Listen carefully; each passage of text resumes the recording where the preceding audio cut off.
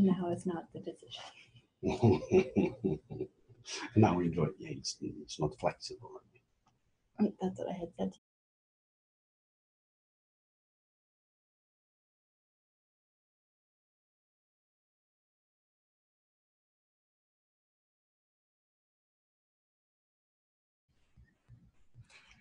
And welcome everybody. Welcome to one more Live Rich webinar. I'm Abner, and joining us as always is Jody Fiorino, our Live Rich Vice President. And we have today the great pleasure of having our founder CEO, Dean Stojic, here with us. And so Jody takes us away.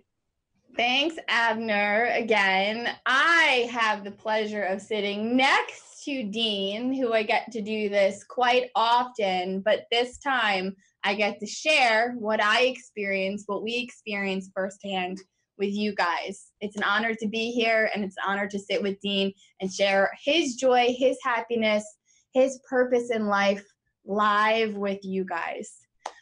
So the topic of this webinar, as you guys saw, was called Home is Where the Heart Is. Dean lives in his heart, and home is where the heart is. But he came up with another saying, as you guys saw: carry your heart wherever you go. Now, some of you might be asking, well, how do I do that? My heart's with me all the time. And something that comes up for me is, it's a feeling. How do you feel when you carry your heart wherever you go? And this is something that we would like Dean to discuss with all of us. We welcome you guys to make comments on Facebook if you have any questions. And Dean, would you please Thank you, Jody. elaborate a little bit more? Thank you, Abner. Thank you, everybody. You guys are making a big deal out of this. And all I'm doing is just relaying the message that I receive. I might be saying that I'm reverse engineering the secret of my happiness, which is probably the secret of my success. People ask me often, when I go somewhere and I tell them how it was, they go, wow, you really loved it there. Then I would tell them I was here and I was there, and they go, wow, you really loved it there. Somebody else would say. And then I would get asked these questions quite often in Florida, where I spent most of my my life, last 20 years. People go, wow, how are you on a vacation here? Where you come from? Because I guess I live here and people feel like I'm vacationing. Well, I guess I am. I guess I am last 20 years of my life or so. I am vacationing. And I am vacationing everywhere I go. And then I reversed engineered how that was and what happened and how I did it. And this is something I spoke about. There are a few videos that I have taken on the places where it's easy to be happy, and that's why I picked them. Some of them you already seen from Sedona. The next one that Abner is going to pick, and I'm going to let him choose which ones he's going to pick, because there are a few of them recorded in Nettles in Jensen Beach, Florida. And I'll start probably saying it's easy to be happy in this place. So go ahead, Abner, my facilitator, fire it up. All right, let me see from the list that I have here. I think this is going to be a good one.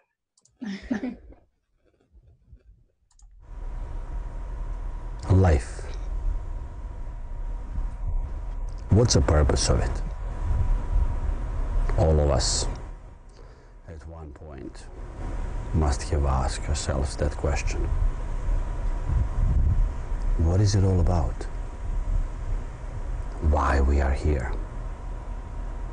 Some of us ask that question when things are not going well.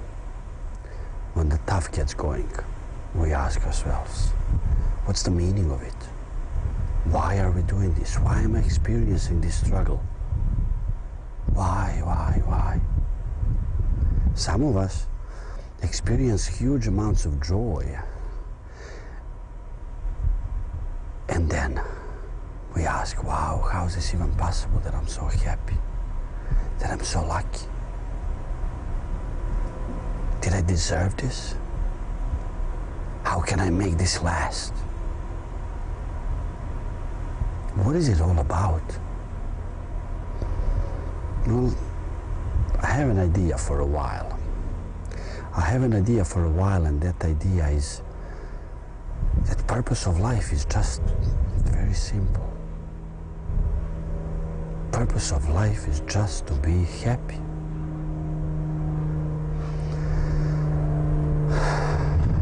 That's all there is. Now some might say, yeah, that seems a little selfish. Purpose of life might be to make other people happy. I agree. Possibly. In process of making other people happy, I know I get happy. If I'm happy, do other people seem less happy or more happy? If I'm happy, am I influencing people to be happy more or less? Am I seeing them better or worse? Am I more flexible for the differences between us? Am I embracing them rather than labeling them, judging them?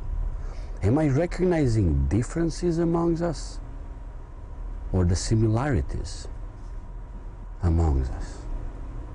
If my state is better, if I'm happy, the world around me is a better place to be.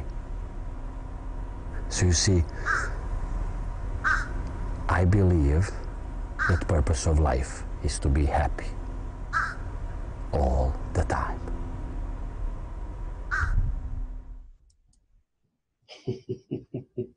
So that was your choice. That was my choice, Dean. It was your choice to set a tone for this meeting, and I like your choice.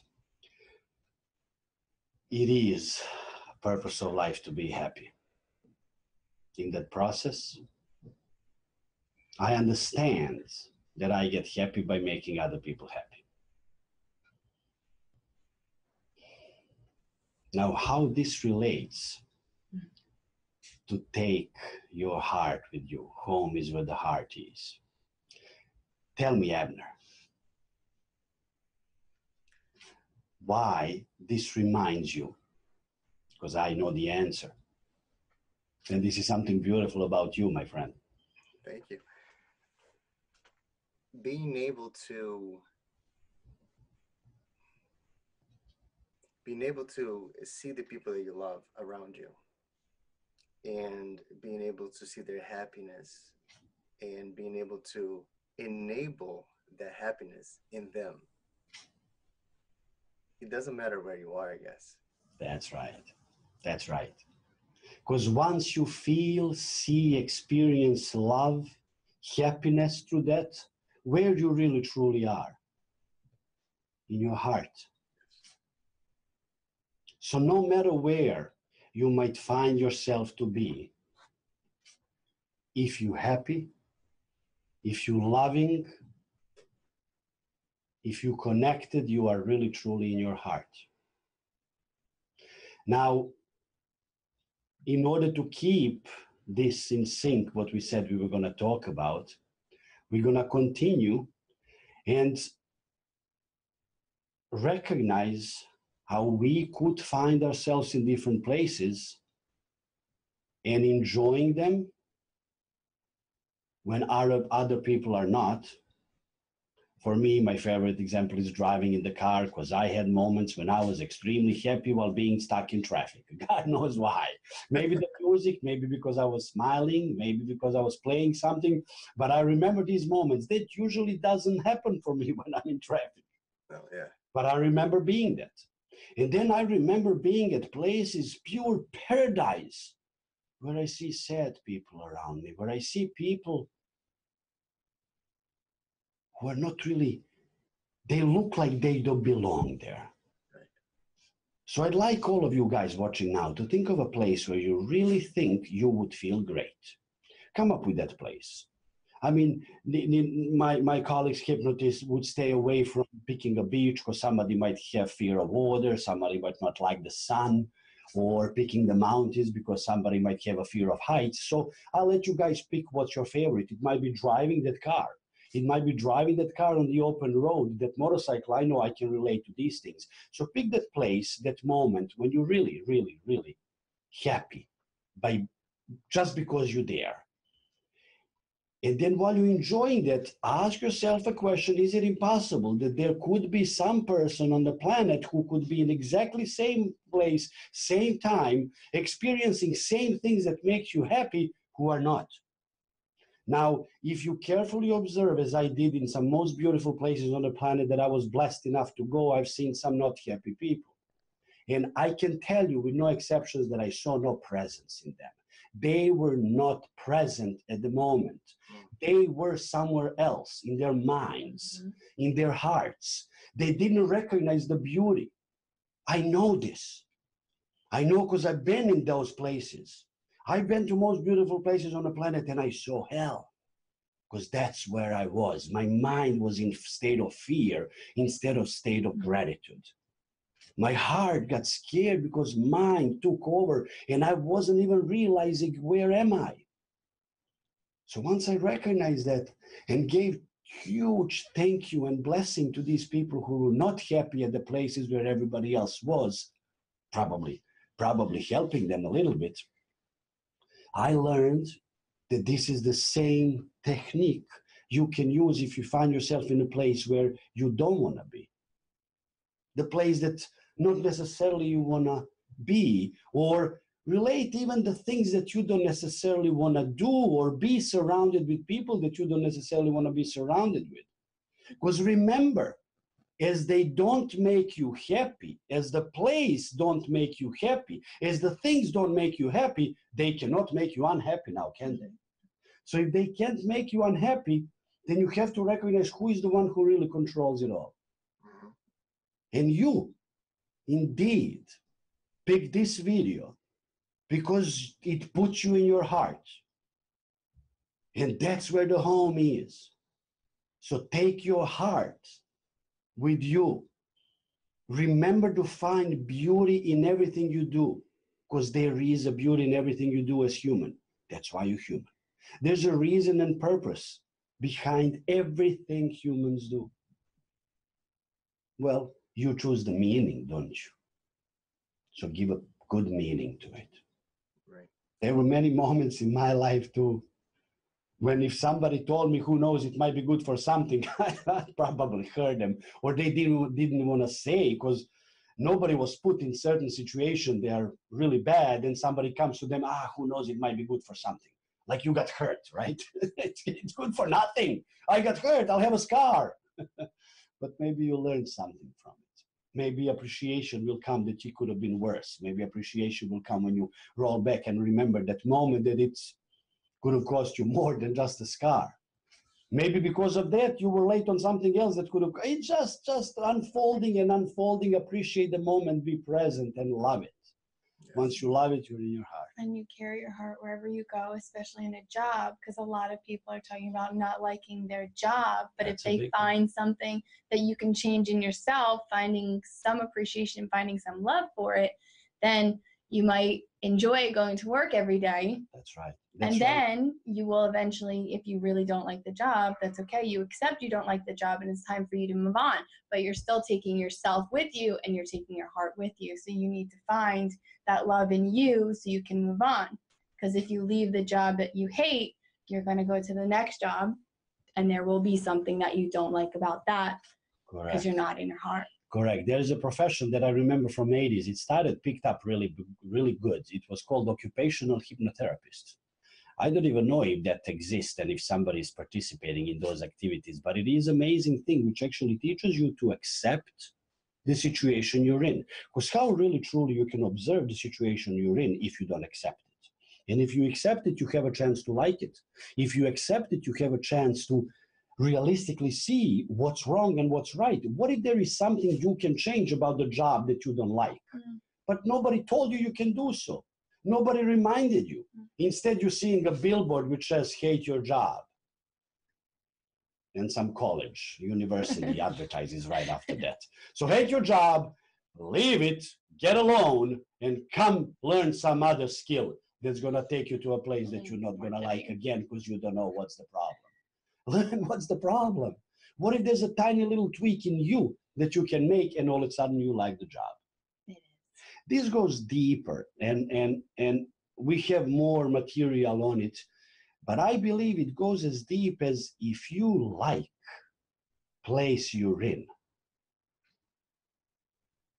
people you're with, job you're doing, it's gonna like you back. You like the home that you're in. Because that's your home. It's where you live. And when do you live? Always. When do you live? Now. Now. Now. Always. Both answers are right. Always as an internal soul, yes. In a timeless being when we remove that linear timing, but it's still there. So it's undeniable that I live only now. I don't live 5 seconds ago, 5 minutes ago, 5 years ago. I don't. I can remember these moments, but I really, truly live only now. I don't live 5 years from now, 10 years from now. I could have some desires, wishes, goals, fears related to future, uncertainties that might not make me feel this or like that, but I really, truly experience all these things now, hence I live now. Combining these elements of living and loving where you are and recognizing that you're really doing it only at the present time. By the way, look at the word present. What does it mean? Present. It's a gift. So look at the present time, which is the gift given to you, and recognize that there is only one thing that you really, truly control. So environment doesn't control the way you feel. People don't control the way you feel. Things don't control the way you feel. So what does? Who does? Who controls it? And if you say it's not you, I'm open for that as well. Maybe it's not you. What if I say it's the frequency that you give up, that universe, God, somebody's out there responds to give you what you really truly need to love even more, to enjoy even more, to be happy even more. And when you find yourself in a blessed state like that, your environment receives it. Your environment. My office is loaded with these things. Look, that's the planet on the wall. There's one right here that I'm particularly fond of. It moves. It's really cool. It's my little planet. I look at it quite often because when I find myself being in my heart, recognizing that I'm taking it with me, I recognize the beauty we already have. And look at that. It's our planet. And it's huge. There's so many things to do and so many places to go and so many different people to meet and learn about them and understand and make it all better. It's just abundance of possibilities. Home is where the heart is. And you carry your heart wherever you go. And I carry my heart wherever I go. And you love it all. And that's what Live Rich is all about. Being in love with all there is. And when you carry your heart wherever you go, it's inevitable that you're going to love it because it comes from your heart. And that's what we say. I'm going to give you guys an example. You might find some things that you don't really enjoy doing, like we were talking about. But when you stop for a second and you pause and you get into your field of heart, you get into your heart, no matter what you're doing. You could be fixing something with a tool. You can still be in your heart. You can still give your heart to it because you have your heart with you all the time. Finding that peace and that presence and enjoying the process that might not seem so enjoyable, when you start to do it, you start to begin to love it. And then at the end, you feel happy, you feel satisfied once you've completed it. So I'll give you an example. Dean was with his son and his niece, and the kids are going crazy. They're young. They're, Daddy, can you do this? Can you help me with this? And can you do this? And he's making a sandwich for his son. He's putting butter on it. and cream cheese on it, and his son is saying, okay, thank you, Daddy, and he goes to finish it, and he's rushing through because he's got to do 10 other things, and then his niece says, well, Uncle Dean, can you make me one? And he told the story, if you want to tell the story. Go ahead, finish it. And he tells the story that he says, oh, I just did this, I have to do this, and he stops for a second, and he remembers how much presence that he needs to give to these kids so they feel the ultimate love. And he stops for a second and goes ahead and spreads the butter on that piece of bread. And he looks up and he has the kids staring at him. And at the end of him buttering the bread that he didn't initially want to do or feel like doing, the kids turned to him and said, wow, Daddy, you're the best butter spreader there is. That cream cheese spreader. And really, that teaches us, we can learn so much from kids. That teaches us really a lesson. That's right. That really teaches us that all we need to do is do our best. I took 2 additional seconds. Yes. I enjoyed immensely putting that cream cheese, we don't need butter. Okay, I'm putting sorry. that cream cheese on a piece of toast. And I guess just the whole action was so captivating that they stopped and they looked at it, and I got a title, I'm the best spreader. By giving that 2 extra minutes of love, 2 extra minutes of presence, he came from his heart, he gave his heart, and being aware of being in your heart is how you get into part of getting into the present moment. So my home was right then and there, because my home, my environment, people around me were in complete synchronicity with my heart. Home is where your heart is. That's probably one of my favorite sayings, because it really is. Home is where your heart is. Now pour your heart in everything you do. Take your heart wherever you go. And home is everywhere. You will truly live in your home. And there's a saying, right? That it goes, wherever you go, there you are. And a lot of, I know a lot of people that do walk around and go from situation to situation, place to place, relationship to relationship, always trying to find the El Dorado. Place where you're gonna find the riches, or the place where you're gonna find Dolce Vita, fountain of youth, that thing that they're always searching, the there, right? But there's no there, because whenever you get there, you're here. And if we don't intentionally live in the here, we're nowhere. Would you play the next video? It's 5 minutes long. Sure. And you just fire it up and we'll see. We'll see what it is, because I think it's going to be in perfect synchronicity in what you were just talking about. Because once you get there, you're there.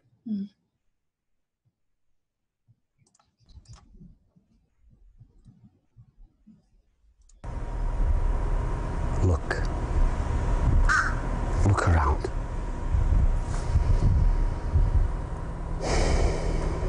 It's easy to feel good in a place like this, is it?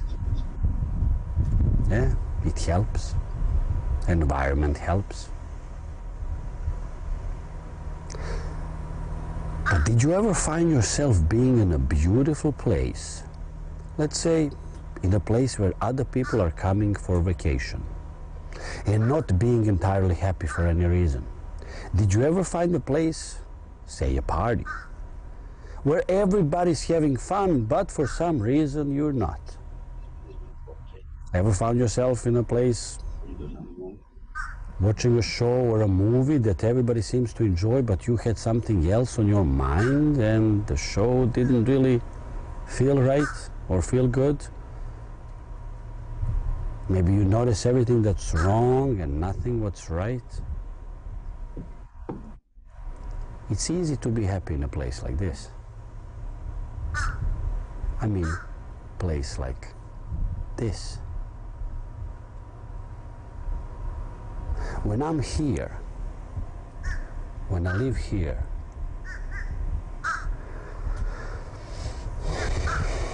everywhere is beautiful.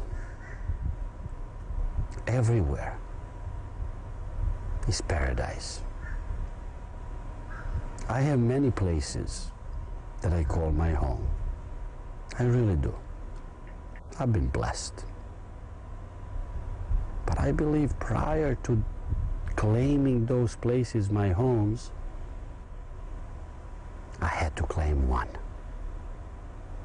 I had to find myself in one place.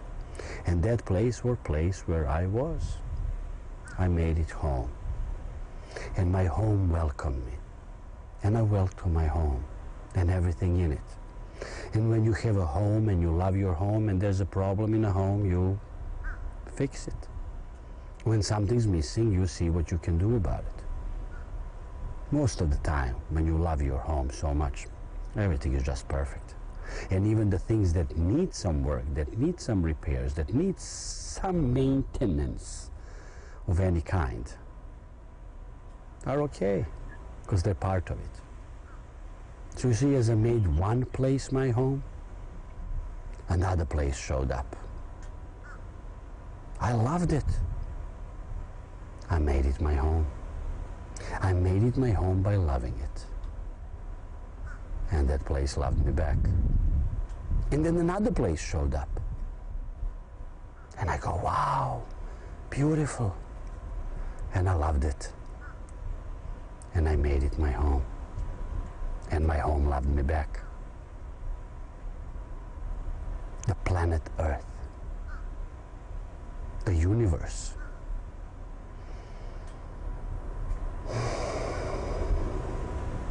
that's all my home. That's all our home. This beautiful planet. Look behind me. Look at that water. Look at the ocean. Look at the island behind the skies. Hear the wind?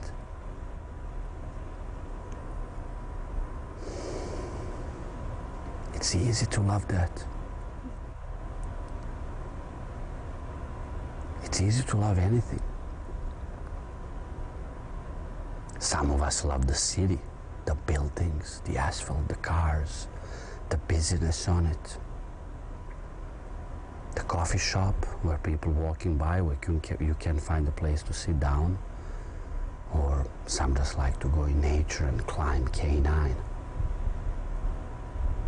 I have a friend who inspired me in something. He got laid off after many years of loyal service for a large corporate organization here. And he didn't find a job right away. Instead, he decided to use his savings to run a marathon on every continent on the planet, to travel the world and leave his signature in all of them. And then he did it. And then he decided to climb the highest peaks. And he failed once, twice, 3 times, but he kept trying and he did it. And then he found a job. Time well spent, my friend. You see, do the best with the time that's given to you. Make your home everywhere. Do everything you do with your heart. And home will be everywhere you go. And you will carry your heart, whatever you are. Yeah. It did fit in what you just said, right? It did. and what's really my way to recognize that I am that I am communicating about the essence is when you recognize the same thing in so many different things. You see, my friend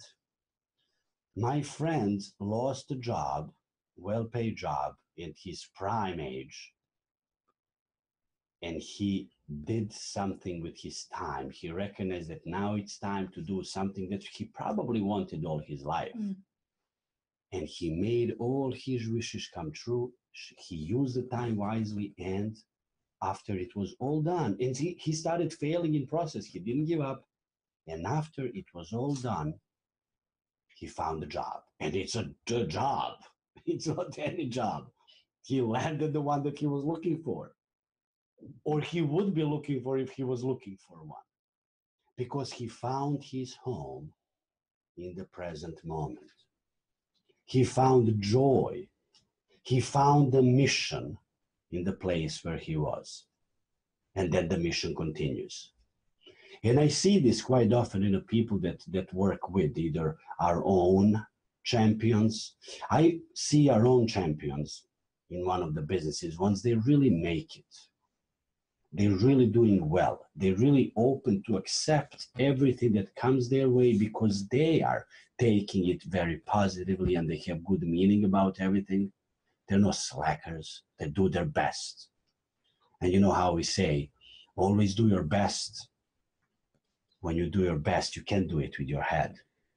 You gotta do it with your heart. And when you're doing it with your heart, you gotta love it. You gotta love it. So these people are loving what they're doing and the mission unfolds before them. And they don't necessarily stay doing what they were doing successfully for a year, 2, 5.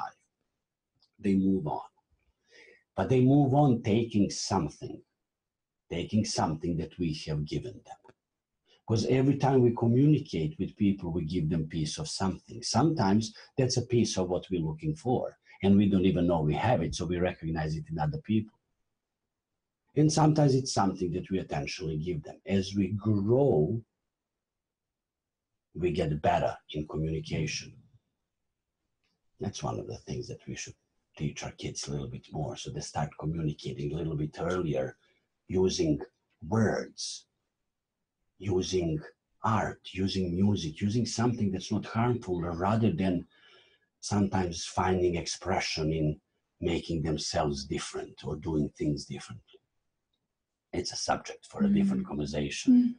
But all these things that I'm recognizing that are reason for my happiness, and knowing that happiness is a reason for my success, not the other way around, are the reasons why I'm open to share the message, to say what I think it is, to say what I know it is for me and for quite a few guys that somehow I got blessed by being surrounded with.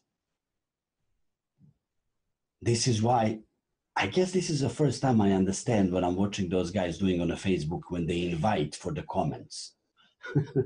So this is that moment when I'm really inviting for the comments, because I'm open for debate, open for discussion, open for somebody to agree or disagree, open to hear that somebody maybe had a aha moment. Aha, oh, something, because you pile these aha moments and you eventually come to a breakthrough. Tony Robbins calls it a breakthrough. It's a revolutionary change when you have a aha moment that you make decisions that change your life immediately. When? Right then and there. You make a decision because you had a aha moment that changes your life completely. Oh God, did I have quite a few thanks to that guy. There's he behind me. The big guy. You actually just answered that. There was someone that mentioned, so in Facebook, so being in the now is the secret to being happy? Answered it. Being in the now is the only being you really are. What's ever wrong in now? What is that you experience in now? Edgar Tolle has a great book about it, and it made me think about it. He calls it Power of Now. So I won't be taking credit for the things that he already said. So good, so good. And there's an audiobook with his own voice. It's amazing. But what you really truly experience is happening now. And I believe that we can affect it. I believe that we can have influence what we are experiencing now by influencing what emotion I'm experiencing now. Because let's face it, that's the only really true thing that we are always after. Mhm.